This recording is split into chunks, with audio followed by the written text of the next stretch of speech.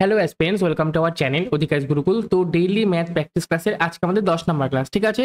প্রত্যেক দিনের মতো ছোট্ট করে একটুখানি বলেই দিচ্ছি, এই সিরিজটা বেসিক্যালি যে কোনো চাকরির পরীক্ষার জন্য তোমাদের কাজে লাগবে। সে তুমি এসএসসি, সিজিএল দাও, সিএইচএসএল দাও, এমটিএস দাও, সিপিও দাও, জিটি দাও, সিলেকশন পোস্ট দাও, যাই দাও, WB, KP, PSC miscellaneous, PSC clerkship, WBCS, railway, NTPC, group D, ALP, technician, loco pilot, যে কোনো কিছু দাও, তোমাদের এই সিরিজটা কাজেই লাগবে।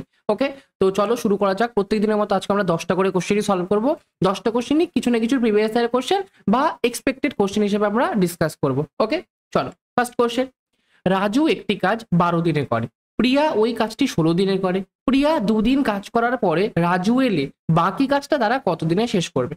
আচ্ছা, যারা ট্রাই করতে চাও অবশ্যই ভিডিওটাকে পজ করে সলভ করে তোমাদের অ্যান্সার কি হচ্ছে সেটা আমাকে কমেন্টে জানাতে পারো। ওকে, আচ্ছা, রাজু একটা কাজ 12 দিনে করে, হয়ে গেল। প্রিয়া ওই কাজটা 16 দিনে করে। আচ্ছা, 12 আর 16 যদি লসাগু করি তাহলে কত হয়? 3 4 12, 4 এবং 48, 48। তাহলে 12 দিনে 48টা কাজ করে, একদিনে 4 12 48, 60টে কাজ করবে। 16 দিনে 48টা কাজ করে, তাহলে একদিনে 348টা কাজ করবে। রাজুর এফিসিয়েন্সি 4 ইউনিট পার ডে, প্রিয়ার এফিসিয়েন্সি 3 ইউনিট পার ডে। ওকে, আচ্ছা, প্রিয়া দুদিন কাজ করেছে, প্রিয়া একদিনে কটা কাজ করে? 3টে কাজ করে, তাহলে দুদিনে কটা কাজ করবে? 3 গুণ 2 মানে 3 দুগুণে 6টা কাজ আমার হয়ে গেছে, ডান। ওকে, পুরো কাজটা আমার 48 ছিল, 48-এর মধ্যে 6টা কাজ হয়ে গেছে, তাহলে বাকি আমার 42টা কাজ পড়ে রয়েছে। এটা আমাদের রিমেইনিং ওয়ার্ক বা বাকি কাজ। ওকে, তাহলে এই 42টা কাজ কি করবে? দুদিন কাজ করার পরে রাজু এসেছে, তার মানে এখন কি দুজনে মিলে কাজ করছে। রাজু একদিনে 4টে কাজ করে, প্রিয়া একদিনে 3টে কাজ করে, তাহলে দুজনে মিলে একদিনে কটা কাজ করবে? 4 আর 3 7টা কাজ করবে একদিনে। তাহলে যদি ওরা দুজনে মিলে 7টা কাজ একদিনে করে, তাহলে বাকি আমার 42টা কাজ কতদিনে করবে? 42/7 দিনে কাটাকাটি করে 6 7টা 42, তাহলে কারেক্ট অ্যান্সার কত? 6 দিনে তারা বাকি কাজটা শেষ করবে, মানে 2 নাম্বার অপশনটা কারেক্ট অ্যান্সার। কার কার হলো অবশ্যই একটু কমেন্টে জানাবা, কার কার অ্যান্সার তোমাদের 2 নাম্বার অপশন বেরিয়েছে। ওকে, নেক্সট। একটি সমদ্বিবাহু ত্রিভুজের ভূমি 12 সেন্টিমিটার, সমান দুটি বাহুর দৈর্ঘ্য 10 সেন্টিমিটার, ত্রিভুজের ক্ষেত্রফল কত? আচ্ছা, ভূমি আমার কত? 12 সেন্টিমিটার। ওকে, সমান দুটি বাহু আমার কত? 10 সেন্টিমিটার। এটাও 10, এটাও 10। তাহলে এখান থেকে যদি উচ্চতাটা আঁকি, উচ্চতাটা তৃতীয় বাহু মানে নিচের বাহুটাকে 2 ভাগে ভাগ করবে, এটাও 6, এটাও 6 গেল। ওকে, এবার ডান দিকে দেখো এ বি সি, এটা 12 বাদ দিয়ে দিই, এটা আমার ডি আছে। তাহলে এ ডি সি এই ত্রিভুজটা একটা সমকোণী ত্রিভুজ হয়ে গেল, যার ভূমি হয়ে গেল 6, অতিভুজ হয়ে গেল 10। তাহলে এই উচ্চতাটা হাইটটা আমাকে বের করতে হবে। হাইট সমান সমান √ অতিভুজের স্কোয়ার মানে 10 স্কোয়ার 100 মাইনাস ভূমি স্কোয়ার মানে 6 6 36, করলে কত বেরোবে? 64। তাহলে 8 8 64, এইচ এর ভ্যালু 8। এবার মুছে আমি 8 লিখে দিই। এবার একটা ত্রিভুজের ক্ষেত্রফলের ফর্মুলা কি? হাফ ইন্টু ভূমি। ভূমি কত? 6 আর 6 12, দিয়েই দিয়েছে 12, ইন্টু উচ্চতা মানে 8। 2 দিয়ে কাটি, 4 দুগুণে 8, 4 12 কত? 48। 2 নাম্বার অপশনটা কারেক্ট অ্যান্সার। ঠিক আছে, 48 বর্গ সেমি আমার ত্রিভুজের ক্ষেত্রফল। চলো, কার কার 2 নম্বর অপশন হয়েছে অবশ্যই কমেন্টে জানাবে।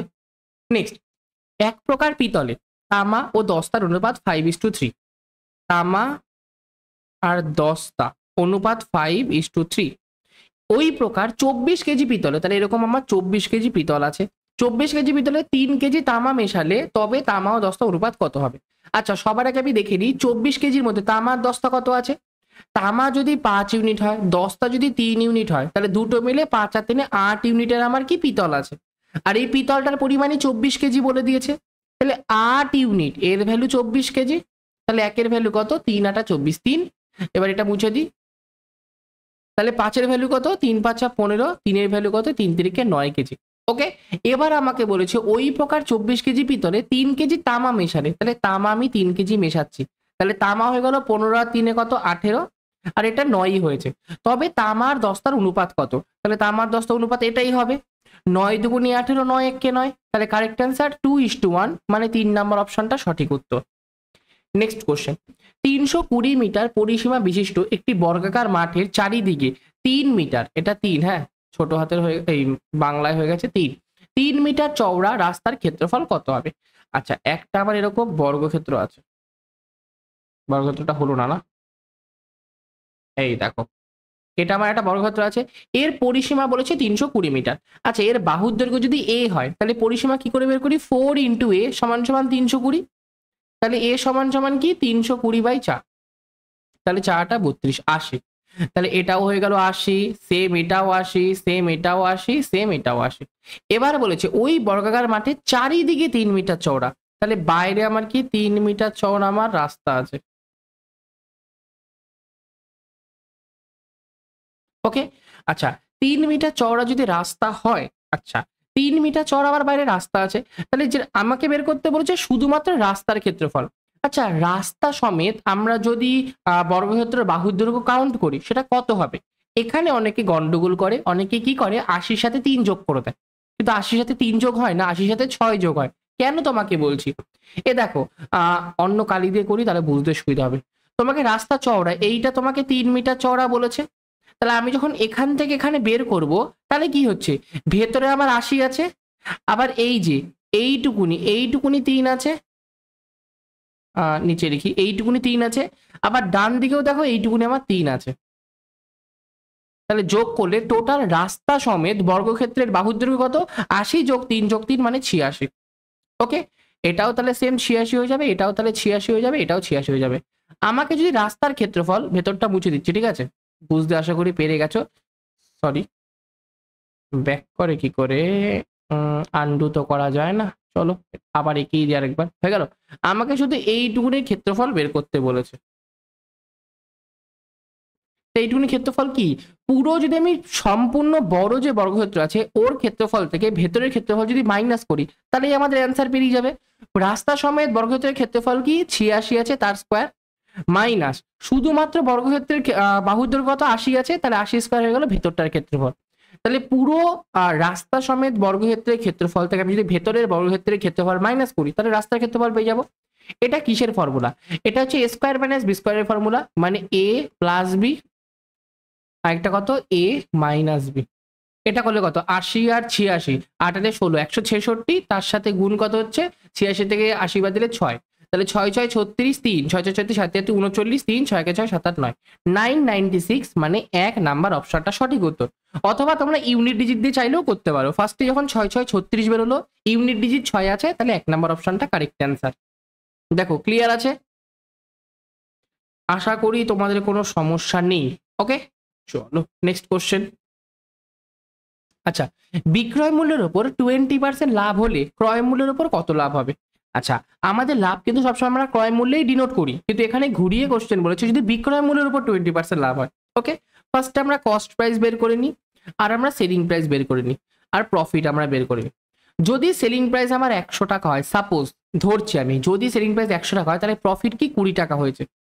তাহলে কস্ট প্রাইস সমান সমান কি আমরা যেই দামে বিক্রি করি তার থেকে যদি প্রফিটটাকে মাইনাস করি তাহলে আমি কস্ট প্রাইস পাই। তাহলে 100 থেকে 20 মাইনাস করলে 80, তার মানে আমার কস্ট প্রাইস কত 80 টাকা। এবার বলেছে ক্রয় মূল্যের উপর কত লাভ। লাভ তো আমার 20 টাকাই হয়েছে, কিসের মধ্যে 80-র মধ্যে, এটা কত শতকরা, 20 টাকা লাভ হয়েছে 80 টাকার মধ্যে, শতকরা কত ইন্টু 100%, 20 দিয়ে করলে 4 20 80, 4 দিয়ে করলে 4 25 100, তাহলে 25% প্রফিট। 3 নাম্বার অপশনটা কারেক্ট অ্যান্সার।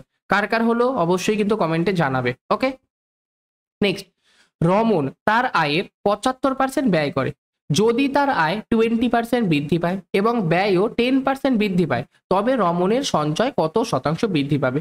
এটা খুব একটা ভালো অঙ্ক, মানে ইম্পর্টেন্ট অঙ্ক বলতে পারো তোমরা, ভালো অঙ্ক বলতে পারো।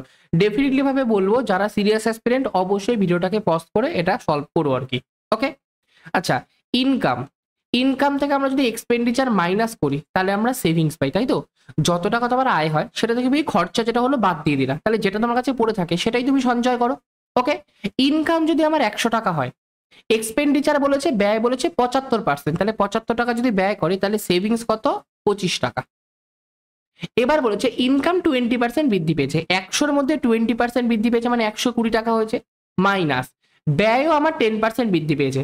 আচ্ছা 75-এর 10% কত 7.5, তাহলে ব্যয় আমার 75-এর 10% 7.5 বৃদ্ধি পেয়েছে, তাহলে নতুন ব্যয় কত 75-এর সাথে 7.5 যোগ করব, 5 7 5 12 2 1 8, 82.5 টাকা, 82.5 টাকা আমার কি এক্সপেন্ডিচার হয়েছে। তাহলে এখন সেভিংস কত 120 থেকে আমরা 82.5 মাইনাস করবো, এটা হয়ে গেল 5, এটা 3, এটা 7, এটা 1 মানে 3, 37.5 টাকা আমার সেভিংস। ওকে, ডান দিকের গুলো একটু মুছে দিচ্ছি ঠিক আছে, জায়গা লাগবে তো আমাদের। ওকে আগে 25 টাকা আমি সঞ্চয় করতাম, এখন আমি 37.5 টাকা সঞ্চয় করছি, তাহলে সঞ্চয় কত টাকা বাড়িয়েছি? 37.5 থেকে আমরা 25 মাইনাস করব, তাহলে এটা 0.5, 5 আর 2 7, 2 আর 1 3, 12.5 টাকা। 12.5 টাকা আমি সঞ্চয় বাড়িয়েছি কতর মধ্যে? 25-এর মধ্যে। তাহলে শতকরা কত? ইন্টু 100%। 25 দিয়ে করলে 4, 4 5 20, হাতে থাকে 2, 4 বাং 48, 49, 50। দশমিকের পরে জিরোর দাম নেই, তাহলে 50% আমার 2 নাম্বার অপশনটা সঠিক উত্তর। তবে রমণের সঞ্চয় 50% বৃদ্ধি পাবে। ওকে, নেক্সট কোশ্চেন। একটি বৃত্তের ব্যাসার্ধ 10% বৃদ্ধি করা হলো, তাহলে ক্ষেত্রফল আমার কত বাড়বে? আচ্ছা, বৃত্তের ব্যাসার্ধ যদি আমার a% বৃদ্ধি পায়, তাহলে ক্ষেত্রফল বৃদ্ধি পাবে 2a plus a square by 100%।